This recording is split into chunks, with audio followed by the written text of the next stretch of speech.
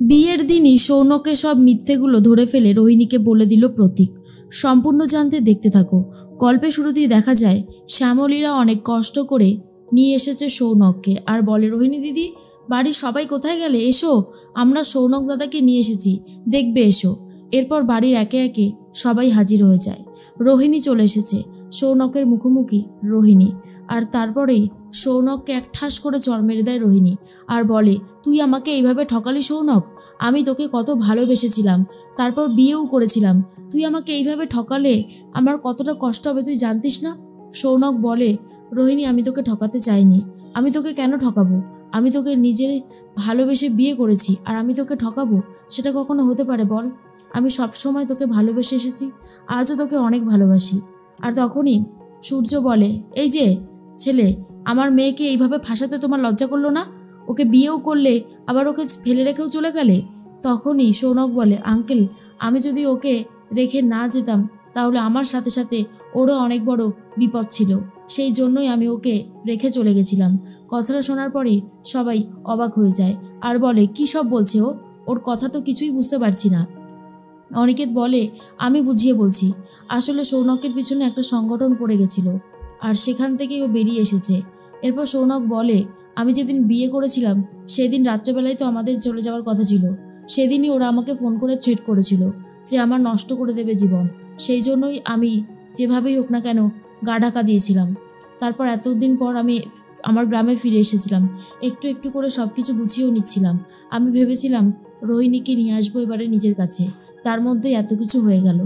ঠাম্মি তখন বলে, কিন্তু তুমি এইভাবে রোহিণী দিদিভাইয়ের সাথে যোগাযোগ না করে খুব বড় ভুল করেছো, ও এতগুলো দিন কষ্টে থেকেছে, সেটা কি তুমি জানো?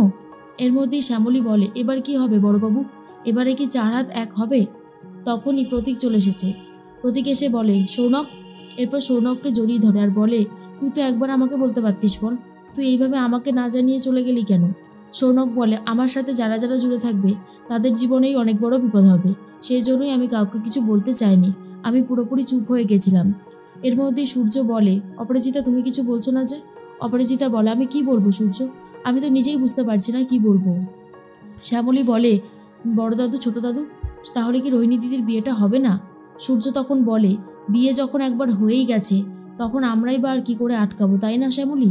শ্যামলী তখন বলে, তার মানে ওদের বিয়েটা হবে? উফ, এটা তো দারুণ একটা খবর। রোহিণী দিদি, তোমার মনস্কামনা কিন্তু এবার পূরণ হতে চলেছে। রোহিণী তখন শ্যামলীকে জড়িয়ে ধরে, কিন্তু অপরাজিতা বলে, চুপ করো শ্যামলী, চুপ করো। আর এইসব কি হচ্ছে, হ্যাঁ, আমি তো বুঝতে পারছি না। সূর্য, তুমি জেনে শুনে আমার মেয়েটাকে এইভাবে বিপদে ফেলছো, আমার কিন্তু খুব খারাপ লাগছে। বাড়ির সবার সাথে সাথে তোমারও ধ্যান জ্ঞান সব চলে গেছে নাকি? সূর্য তখন বলে, আচ্ছা অপরাজিতা, তুমি এত ভেঙে পড়ছো কেন? আমরা সবাই তো আছি। অনিকেত বলে, ঠিকই মামুনি, আমরা সবাই মিলে ওকে প্রোটেকশন দেব, প্রোটেক্ট করব, তুমি একদম চিন্তা করো না, আমরা সবাই আছি তো। অপরাজিতা রাগ করে ভেতরে চলে যায়। শ্যামলী বুঝতে পারে ম্যাডাম রাগ করেছে, কিন্তু রোহিণী তখন বলে, শ্যামলী, তুমি আমার জন্য যা করলে আমি কোনো দিনও তোমার ঋণ শোধ করতে পারবো না। শ্যামলী তখন বলে, রোহিণী দিদি, এসব তুমি কি বলছো? ঋণ টিন শোধ করার কথা তোমাকে কে বলতে বলেছে? আমি কি বলেছি আমার ঋণ শোধ করতে হবে? তুমি যে কি বলো না, তোমার কথা বুঝতে পারি না। এর মধ্যেই শ্যামলী ঘরে চলে যায়। শ্যামলী ঘরে গিয়ে সমস্ত জিনিসপত্র গোছাতে থাকে আর বলে, বাপরে বাপ, বাড়িতে কাজের অন্তর নেই, একটু বেরিয়েছে আর কতগুলো কাজ জমা হয়ে গেছে। এর মধ্যেই অনিকেত চলে এসেছে। অনিকেতকে দেখে শ্যামলী বলে, কিছু বলবেন স্যার? এরপর অনিকেত বলে, আমি কি বলবো আপনি জানেন না? অনিকেতকে তখন শ্যামলী বলে, জানি তো, তাড়াহুড়োতে যেই কথাটা আপনি শুনে ফেলেছেন, ভেবেছিলাম হয়তো শুনবেন না। অনিকেত বলে, এইসব কথা কি আর চেপে থাকে শ্যামলী? শ্যামলী বলে, স্যার, আমি আমার মনের কথাটাই বলেছি, তাতে অসুবিধার তো কিছু নেই। অনিকেত বলে, কিন্তু আপনি কেন কেন আমাকে ভালোবাসছেন? আমি তো আপনাকে কিছু দিতে পারবো না। শ্যামলী বলে, স্যার, ভালোবাসা তো আর বলে কয়ে হয় না, আপনি বারণ করে দেবেন আমার ভালোবাসা চলে যাবে তেমনটা তো না। আমি আপনাকে যদি ভালোবেসেই থাকি তাহলে আপনার তো কোনো অসুবিধা হওয়ার কথা নেই। আমি তো কিছু চাইনি আপনার কাছে, আমি আপনাকে বলিও নি যে আমাকে ভালোবাসতে হবে।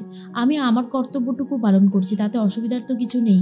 অনিকেত বলে, আছে, অসুবিধার আছে। আপনি একতরফা আমাকে ভালোবেসে কষ্ট পেয়ে যাবেন, আমাকে ঋণের ভাগিদার করবেন, সেটা যে আমি হতে পারবো না শ্যামলী। শ্যামলী তখন বলে, স্যার, আপনি ভুল বুঝছেন, আমি এসব কিছুই করব না, আপনি প্লিজ ঘরে যান, ম্যাডাম দেখলে রাগ করবে। অনিকেত বলে ঘরে আমি যাবই, কিন্তু দয়া করে আমাকে ভুলে যান শ্যামলী, না হলে আপনি অনেক কষ্ট পাবেন। শ্যামলী তখন বলে যদি আমি কষ্ট পেয়েই থাকি সেসব নিয়ে আপনাকে ভাবলে একদমই হবে না। স্যার আপনার মনে আছে বিয়ের প্রথম আপনি আমাকে বারণ করেছিলেন আর বলেছিলেন আমি যেন কোনোভাবেই মহেশ্বরের মাথায় জল না ঢালি আপনার মঙ্গল কামনা চিন্তা করে। সেদিনকে আমি পেরেছিলাম দূরে থাকতে? স্যার আমি আপনাকে ভালোবাসি, আমি সবসময় আপনার ভালো চেয়ে এসেছি, আজও সেটাই চাইবো। তাই বলে আপনি ভালোবাসতে বলবেন তো তবে ভালোবাসবো, ভালোবাসতে বলবেন না তবে ভালোবাসবো না, তেমনটা কিন্তু নয়। আমার মনের উপরে আপনার কন্ট্রোল কিন্তু নেই, এটা মনে রাখবেন। অনিকেত চলে যায়। শ্যামলী এরপর ভীষণই কান্নাকাটি করতে থাকে আর বলে আমি জানি তো স্যার, আপনি যে আমাকে ভালোবাসতে পারবেন না সেটা আমি জানি, কিন্তু তাতে আমি দুঃখ পাই না। দুঃখ পেয়েই বা কী করবো? মহেশ্বর যদি আমার কপালে ভালোবাসা নাই লেখা থাকে তাহলে কি করে হবে, তাই না বলো? অন্যদিকে দেখা যায় পরের দিন সকাল হতেই রোহিণীকে সবাই মিলে গায়ে হলুদের জন্য রেডি করাচ্ছে। শ্যামলী তখন বলে উফ রোহিণী দিদিকে কি সুন্দর লাগছে।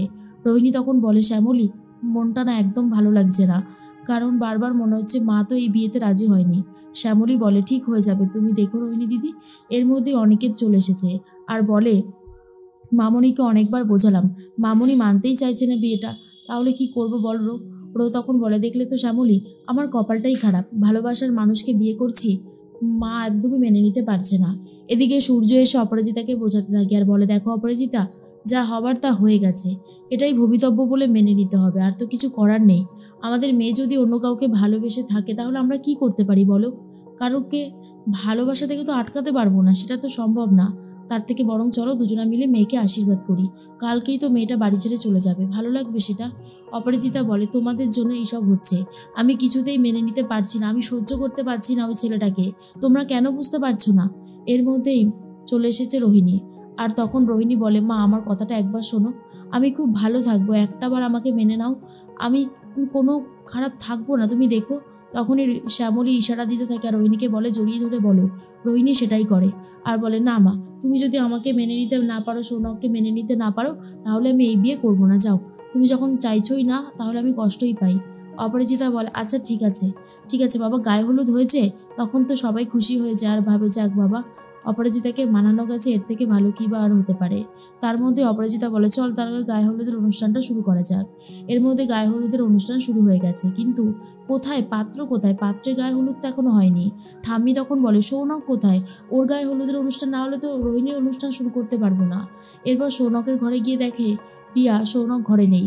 তন্ন তন্ন করে সৌনককে খোঁজা হচ্ছে, কিন্তু কোথায় সৌনক, সৌনক কোথায় গেল এটাই বুঝে পায় না সবাই। আর তার মধ্যেই চলে এসেছে প্রতীক আর বলে সৌনক আর ফিরবে না, ও পালিয়েছে।